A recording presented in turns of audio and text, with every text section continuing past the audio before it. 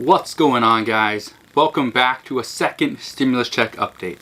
In today's video, we are specifically going to address the $2,000 stimulus check push, which is actually a recurring stimulus check. We are going to address that. Also going to talk about, is this going to possibly end Social Security? I'll explain what I mean in just a minute. And lastly, how you can potentially receive $2,500 for rental or mortgage assistance. We're going to address all of that, and at the end, if you have questions, I'm going to tell you where you can send me a message and I will directly respond to you. Now, let's address the second stimulus check, because I know most people, that is what everybody is coming here for. First off, we won't know exactly what is in Mitch McConnell's proposed bill until Monday. So this is the proposed bill which was going to address the second stimulus check. Is it going to be $1,200? Is it going to be $2,000? Will it be a monthly recurring payment? Again, we don't know. We can always speculate, but we don't know. We're only 2 days away from knowing. We should have a good idea on Monday. That's 2 days from right now.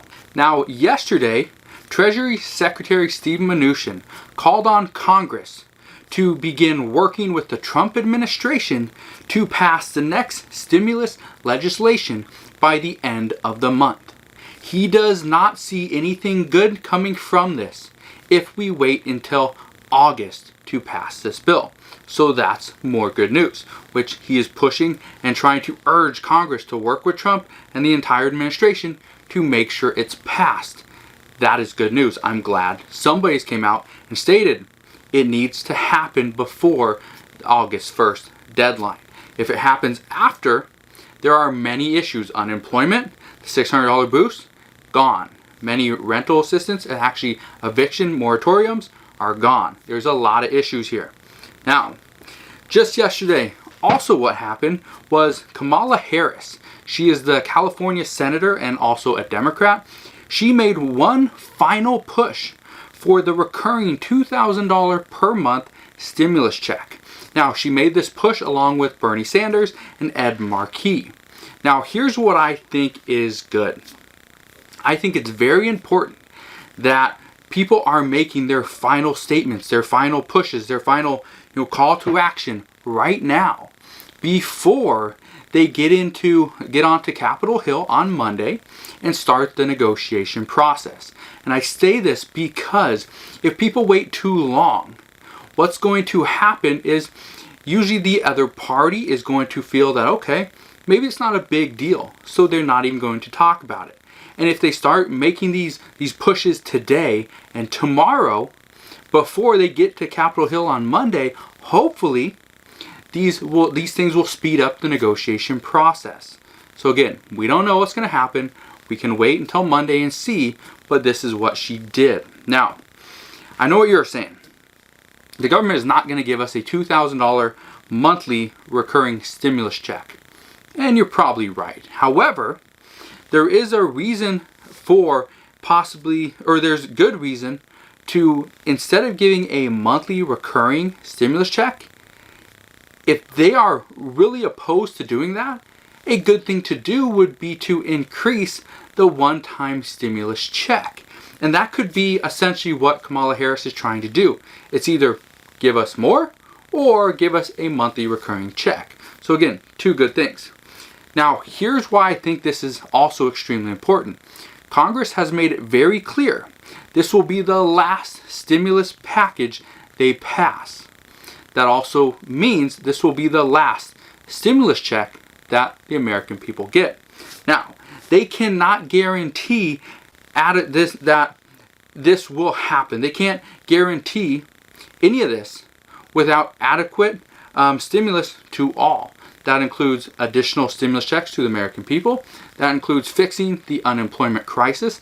That includes having some type of solution for schools, state and local governments. Okay?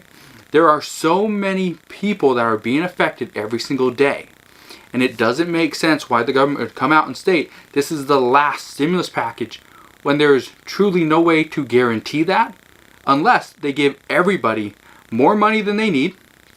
They make sure the economy is safe and secure and everyone's healthy, which again, all stuff they just can't guarantee. So if you're like me, you're probably thinking, well, how can they say this?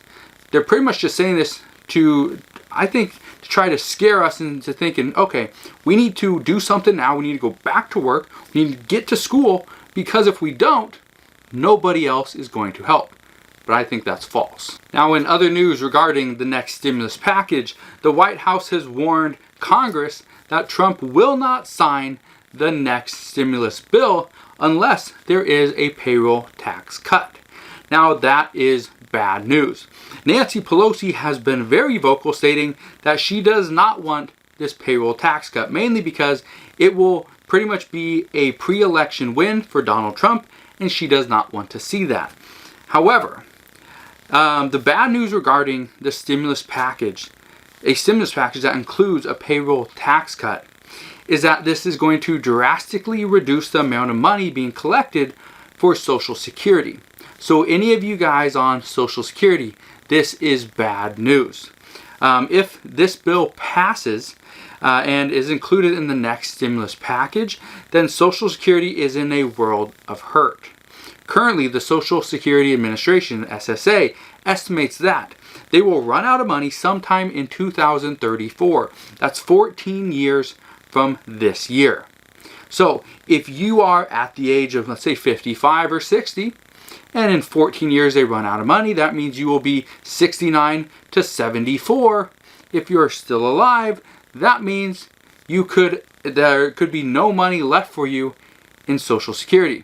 So your benefits would completely dry up. Now, Social Security has been having money issues for many years. This is nothing new. However, doing a bill like this, doing a payroll tax cut and taking away 6.2% of income from Social Security is going to be a big hit. Now, here's the other problem. And this is a huge problem I think many people aren't realizing. But one of the biggest problems that can occur right now is if people decide to start collecting their Social Security benefits early, which means they are going to apply for Social Security because there's been a recent layoff, there's been job cuts, they can't find anything. If that is the case, it is the current estimate that the Social Security Administration would run out of money by 2034. If there's a huge surge in additional applicants for Social Security, that is going to bring that 2034 date up a lot sooner. So that is another bad thing. If people that are, later in life, they're 55, 60, 65 years old, whatever they are, if they decide, okay, I want to apply for Social Security now, that's going to hurt everybody in the long run. Here's the good news. It has been stated that your current Social Security benefits would not change based on this. So even if this payroll tax cut does get approved, your current Social Security benefits would not change.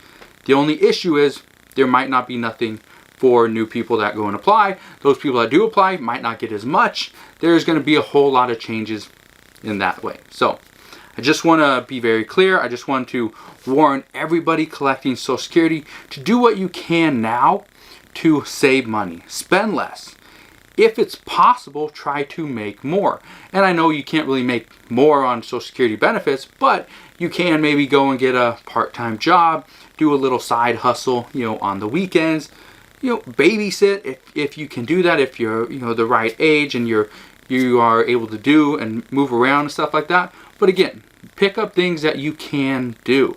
Do things that you want to do. Again, have fun doing it, but try to make more money. And again, if you need help, I have many videos here on my channel that can help you out if you want to start some type of online business. So again, go watch some of my videos here. Make sure you smash that thumbs up button, subscribe, and also, let's keep watching this video. Now, there were reports last night that stated Mitch McConnell's bill was being reviewed by the White House. Specifically, it pretty much meant Donald Trump and Larry Kudlow. Now, I like that he is allowing them to review his bill before he just presents it to Republicans on Monday. This is essentially allowing them to make adjustments, offer recommendations to changes inside the bill before McConnell reveals his bill to his fellow Republicans on Monday, and lastly to the Democrats and to you and I. So I think this was good. Now, for now, it is just a waiting game on our part to see what gets revealed and how well the Democrats receive the bill. Because there's always the possibility that Mitch McConnell completely left out everything they said. And if that happens, negotiations are going to take longer, and chances of Democrats actually playing along and agreeing on certain things and certain aspects inside this bill are going to be a lot more difficult. Now, our only hope right now is that Mitch McConnell and his bill is somewhat bipartisan, which again would speed up the entire negotiation process in the coming week. So that is our hope as of right now. Now let's talk about rental assistance. Here's the problem that I've been seeing lately, and you probably already know this, but without people working, they have no way of paying for their property, paying for their house, paying for their apartment, their condo, whatever they live in. They have no way of paying for that.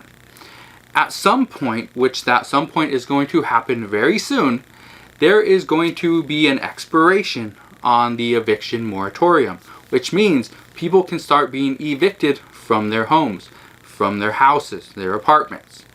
The problem with this is if businesses do not open up quickly enough, people do not go back to work and pay their next month's rent or mortgage, and they pay any of the back rent that they owe, the landlord has the ability, has the option to evict that tenant. So there's going to be more and more homeless people. That is obviously a big problem. We all know that. No surprise. So here's what I want you to do. There are many states that are now starting to offer through the state themselves some type of rental assistance program. So here's what I want you to do. Go to google.com, type in your state rental assistance COVID, and that is where you will get more information on how to apply for rental assistance. It will also specify what the qualification actually is. If you have an income limitation, if you've lost any income, it doesn't mean you have to have absolutely no job. It means if you lost any income. It doesn't mean every single person is going to qualify for $2,500 per month in rental assistance throughout this year. It's not what it means.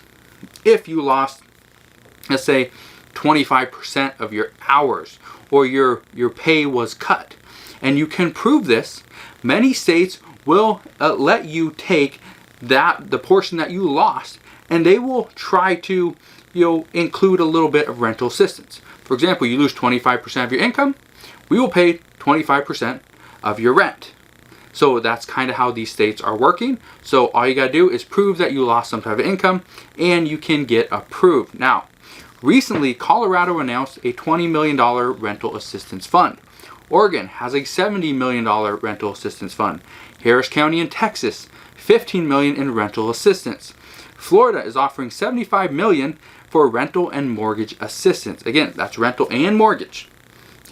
New York is also offering rental assistance. California was offering rental assistance as a state. I believe that ended 2 days ago.